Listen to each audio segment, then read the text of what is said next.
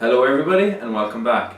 Thank you for clicking on this video, it really means a lot. And today we're going to do tier 3 of the weird and unusual animal iceberg video.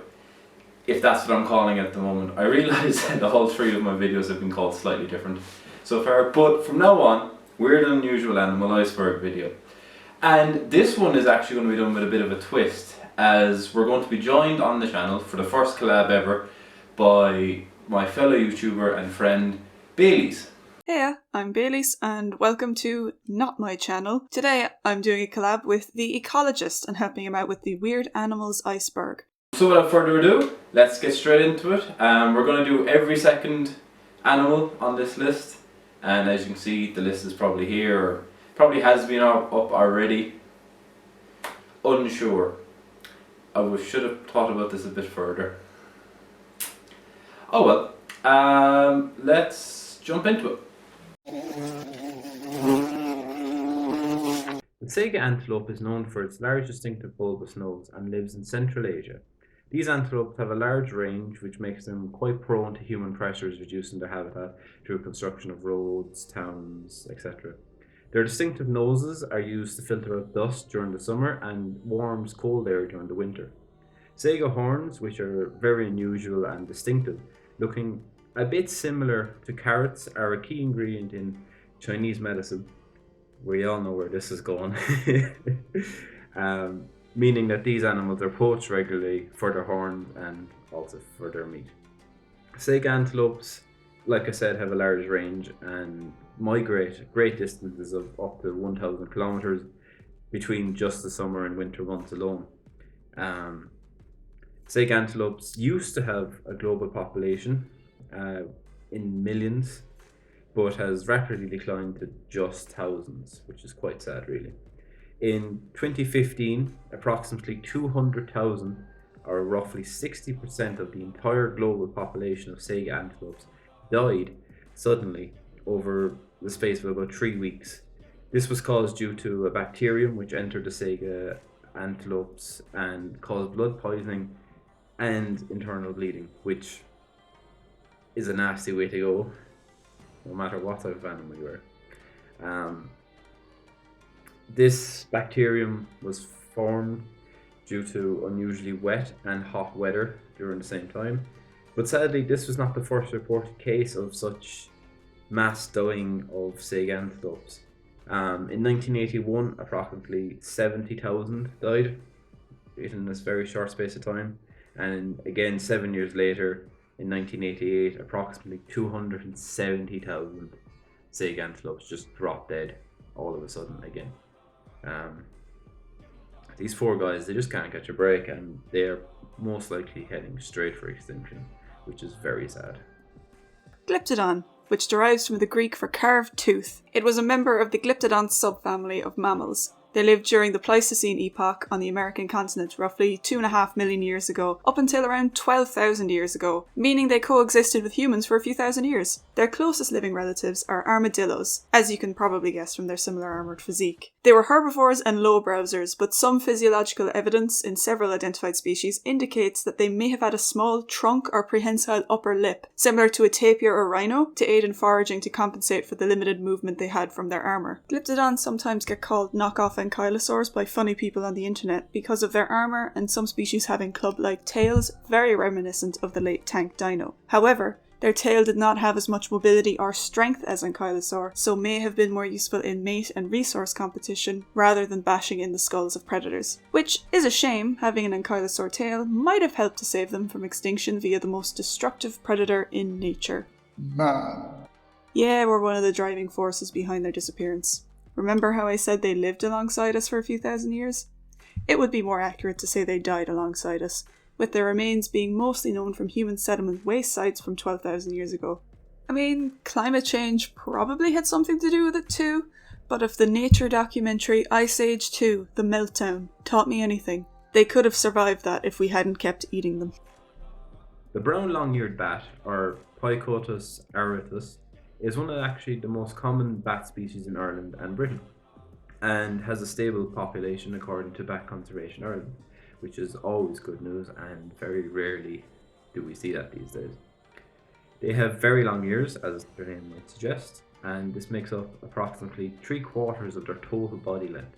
Like all bats in this part of the world, they're tiny, reaching 5 centimeters long, but have a very large wingspan in relation to that of 28 centimeters and weigh just about 10 grams.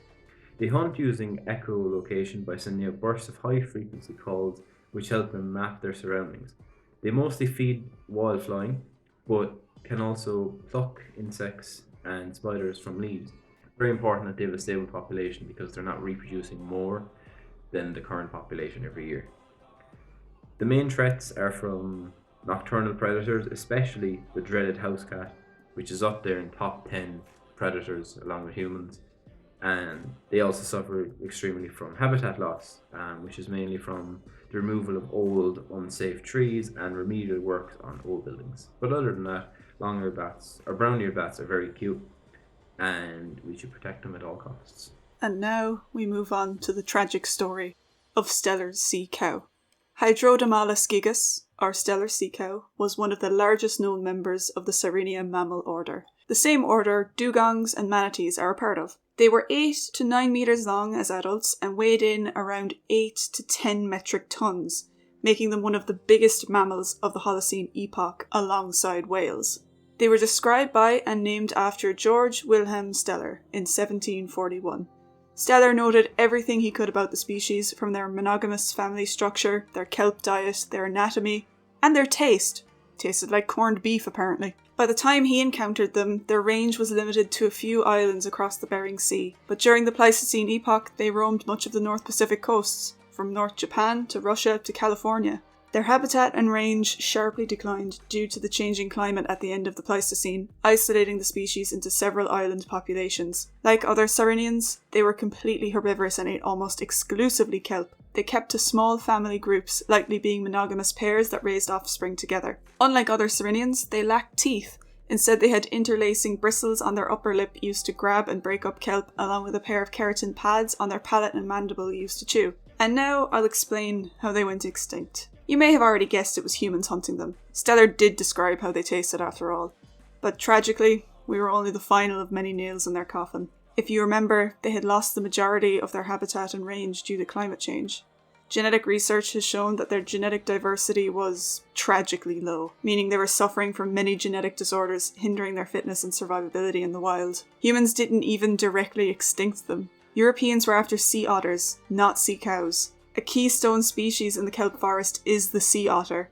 By hunting the otters, the kelp forest shrank further, leading to more sea cows losing the protection and food the forests gave them. This made them easy pickings for sharks, orca, and of course humans. I may never have known the sea cow, but I miss them. Archaeotherium zitterelli was a two-horned rhinoceros-sized mammal that lived approximately 35 to 27 million years ago. They're closely related to modern-day elephants, and the joint double horns were hollow and made of bone like cow horns. This species' fossils are mainly found in the northeast of Egypt, but other similar species have been found throughout northern Africa. They had two large horns, obviously, as you can see, they have two large horns, but they also had two smaller horns just above their eyes. And in most research, they seem to have been thought to spend most of their time in the water, feeding on aquatic vegetation, similar to hippopotamuses, as their body wasn't suited to running on land. But however, new studies have shown them to actually be nearly entirely terrestrial. And I suppose, look, when you're that big and you have big massive horns, you don't need to be running away from anything. And they also had specialized teeth, which was seen to be kind of the root of why they've been determined as a mainly terrestrial species, as these teeth were specialized for eating big fruits. Astrophaterium, similar to modern day tapirs, are noted for having very high nostrils, which is thought to have allowed them for breeding while remaining in the water, as they were semi-aquatic animals. Sexual dimorphism was present within the canids of the males, being usually a lot longer and more pronounced in females, and these teeth are used for removing bark and rooting up plants. And other than that, they're pretty much tapirs, which I've already covered in a previous tier. So moving on. Now for an actually alive species, less depressing too. Chrysosian Brachiorase, our maned wolf, is neither a wolf nor truly maned. It's more of a mohawk, let's be real. Their closest living relative is the bush dog. Someone clearly got the short end of the genetic stick. Their closest extinct relative is the Falkland wolf, making the maned wolf the last surviving member of its genus. The maned wolf is native to South America, living in semi-open grassland habitats. It's why they have such long leggies. They allow them to see further in the grasslands as they use their big ears to hone in on their prey. They're most active in the morning and evening, mostly to avoid the heat. We know this because on cloudy, cooler days, they are way more active throughout the whole day. Unlike almost every other large canid, it's almost completely solitary. They usually pair up with the same mate every season, but outside of that and random bump-ins as they patrol their territory, maned wolves rarely interact face to face. They primarily communicate through scent marking. Another strange thing about this species is its diet. It is omnivorous, with its main prey being small mammals and birds, but an estimated 50% of its diet is vegetation. This includes roots, seeds, and fruits, the most important being the wolf apple. The maned wolf is a key seed disperser for the wolf apple, with the two species being part of a symbiotic relationship. Leafcutter ants are also part of this relationship, as maned wolves often use their nest mounds as bathrooms and scent marking posts. The ants love the wolf's leavings, using them as fertilizer for their fungi gardens. The wolf apple seeds are not affected at all by the fungus and even germinate better once taken into the ant colony as fertilizer.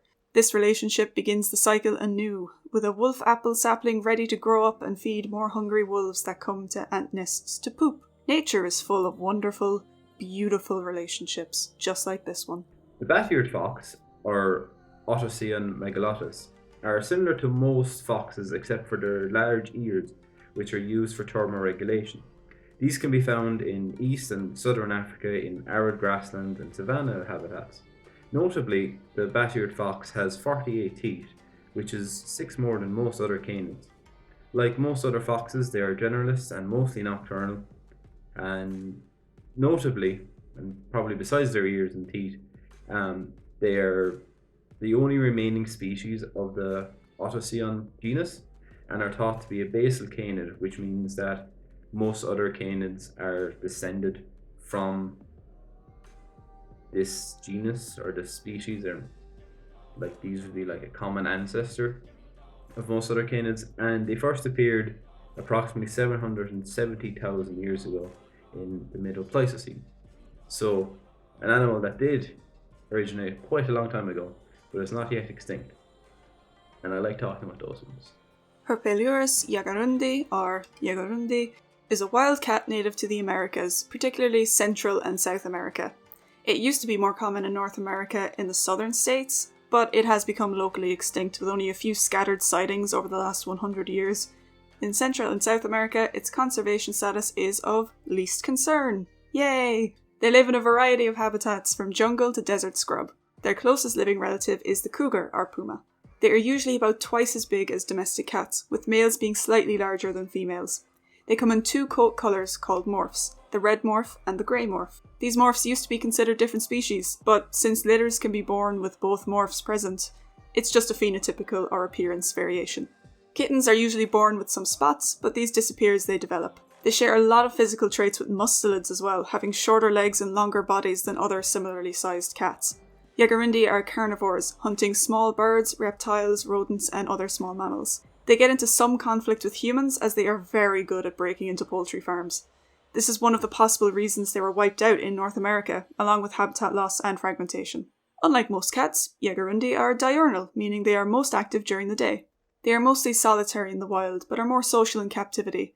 They can make a wide variety of calls, including some that sound like bird call mimicry, but they mostly communicate with each other via scent marking. The quagga, or Equus Quagga, was an extinct subspecies of zebra that was endemic to South Africa until it was hunted to extinction in the late 19th century by humans. The last quagga died, tragically, in Amsterdam Zoo in August 1883, and at the time, sadly, it was not realised that she was the last of her kind due to all zebras being called quagga at the time, or Quaggas. I really should have looked this up. What makes a quagga different from all the other zebras is their distinctive striping pattern. And I'm actually going to make a video about these guys because in 1987, the Quagga project was set up in South Africa with the idea of selectively breeding from a founder population of plain zebras. This essentially means just breeding from a select number of groups to reduce, select number of zebras to reduce the amount of variations possible in order to get back to distinctive striping pattern. And so far, there actually seems to be big successes in this, and that's why I wanted to make a video purely on this, because I think it's really interesting and I want more excuses to look this up. Archaeotherium are part of the extinct Entelodont family, a family often called the hell pigs. They are actually more closely related to hippos and cetaceans than pigs, but hell pig is too good a nickname to give up. They looked fairly similar in life to some pig species according to most reconstructions, particularly warthogs, since they had similar face bumps, except they didn't have the pig nasal disc. These fellas lived 35 to 28 million years ago in North America. They were pretty big, standing approximately 1.2 meters tall at the shoulder and weighing around 200 kilograms. The largest Archaeotherium specimens described under the Megacorus name stood at roughly 1.6 meters tall, had skulls almost a meter long, and weighed in at a whopping estimated 600 kilograms. It lived in forests and by rivers, and had feet adapted to walking on soft ground, similar to modern-day camels. They were omnivorous, with powerful jaws adapted to cracking open nuts, chewing roots, and crunching bones. A fossil of an early camel was discovered that had bite marks from an Archaeotherium that were made while the camel was still alive, so they were capable of hunting and killing prey themselves and not just being opportunistic scavengers. Like hippos, they had ridiculously strong jaw and neck muscles and a very wide gape. This trait developed with age, as young specimens have less developed jaw and neck muscle support. Some scarring on adult male fossils suggests that this strong jaw and gape were used in mate and resource competition, with facial bumps and jaw and neck muscle attachment being far more pronounced in males than females. It can be assumed that these mate competitions were very similar to what we see in modern hippos today. And now for my final animal, Andrewsarchus. Andrewsarchus is another extinct ancient whale relative, this time from the Middle Eocene 40 million years ago, in what is now Mongolia. It was closely related to the previously discussed hell pig, with similar skull and body proportions. It was approximately 2 meters tall at the shoulder, weighing a possible 800 kg, although these estimates are very rough since all we have to go off is a skull fossil. It was a carnivore based off its dentition and had a very long snout. Most reconstruction art makes it look like a cross between a hyena and a hippo. If the estimates and anatomy interpretations are accurate, it means Andrewsarchus was one of the largest land mammalian carnivores ever, contending with the mighty short-faced bear for the title of largest of all time. Not much else to say about Andrewsarchus, except that it's named after a guy called Roy Chapman Andrews. And with that, my contribution to this video ends. Thank you to Mr. Keith the ecologist for having me on. Finally, we have the Bornean Bay Cat, or Catopuma badia. The Borneo Bay Cat is about the size of a regular house cat, and as the name suggests, is found in Borneo. Very little is actually known about this species, and yes, this actually makes it really interesting to research, because if there's not much known about it, I can't be wrong. But yet I probably still am. The Borneo Bay Cat was thought to be a subspecies of the Asiatic golden cat, but however genetic testing has shown this to be a different species and therefore a rare endangered one. The Bornean Bay Cat was first discovered in 1992, or at least was first confirmed to be discovered in 1992 after a fatally injured cat was brought into the museum, but very little had been observed since in the wild. It took a further 6 years for the first photo of an alive animal to be taken. Previously, the Bornean Bay Cat was thought to be brown with speckled black fur. However, in 2015, a completely black animal was recorded on camera. Very little is actually known about the ecology of the Bornean Bay Cats, like I mentioned earlier, but they do appear to be somewhat forest dependent and only like natural or semi-natural forest. They really don't like palm oil plantations, etc. To highlight the fact that very little is known about it, they were thought to be actually nocturnal, But new camera footage shows that they are more likely diurnal. And while researching across this, I came across the rumour that the animal had no actual shine in their eyes, which definitely all felines would have them, and most mammals have it. But yeah, that's false, because they have been shown to have them. But the fact that there's very little known about the ecology and that rumours out there does suggest that research probably should be done a bit more on the Bornean Bay Cat. But there's a lot of animals in Borneo that require research, and I guess if you're going to research one, you're probably not going to pick one that's very elusive, are you? I just finished editing it all together and editing all of Balese's parts together when I realised, never made an outro. So here it is. Thank you all for watching. It means a lot. And hopefully I'll get that Quagga video up next. I think it's my next one to make. I have a list somewhere. But yeah. Anyway, I'm rambling. Thanks very much for watching, and we'll catch you next time.